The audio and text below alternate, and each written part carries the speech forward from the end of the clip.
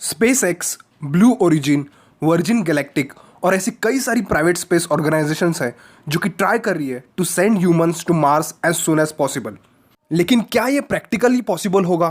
क्या हम मार्स की अनबेरेबल ठंड, हार्मफुल रेडिएशंस और ऐसे कई सारे बैरियर्स को कैसे पार करेंगे? Hey guys, welcome back to the channel and I hope you all are doing great. So आज का टॉपिक है why is it difficult to live on Mars. So here are 7 points from my side which make sense and that it will make us difficult to live on Mars. Number 1. First of all, we don't know if our bodies will survive the flight. अर्थ से Mars तक जाने के लिए 9 months लगते हैं और इस बीच इंसानी शरीर को माइक्रोग्रेविटी सहन करनी पड़ेगी।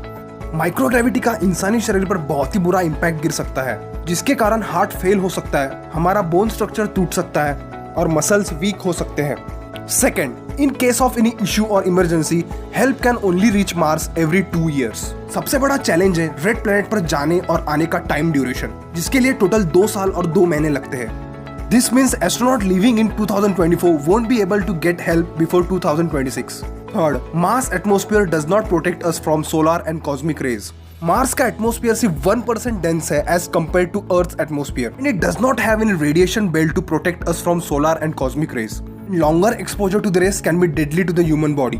जो भी एस्ट्रोनॉट्स मार्स पर रहेंगे उन्हें 50 टाइम्स ज्यादा रेडिएशन सहन करना पड़ेगा एज कम्पेयर टू अर्थ, जिसके कारण डेंजरस कैंसर्स हो सकते हैं। Fourth, Mars atmosphere is not breathable. Mars का एटमॉस्फेयर इतना ज्यादा थिन है that it does not create proper pressure for our lungs to breathe. Moreover, it almost does not contain any oxygen and not enough for us to breathe normally. Fifth, we still haven't figured out how to grow food in space. If a mission to Mars take place, astronauts wouldn't be able to carry with them the amount of food needed for such a long mission. Sixth, Mars potential sources of energy are low. Mars sun से दूर होने के कारण वहां पर सिर्फ 40% solar energy create होती है as compared to Earth. And also wind power won't be useful as there is almost no atmosphere and geothermal energy won't work as Mars is much colder than Earth. And deep space traveling might create dangerous psychological issues. Space में लंबे समय तक और इंसानों से दूर रहना इंसानी दिमाग पर बहुत ही बुरा असर डाल सकता है and it can affect their mental health. So these are enough points to explain why it is difficult to live on Mars. I hope you enjoyed this video.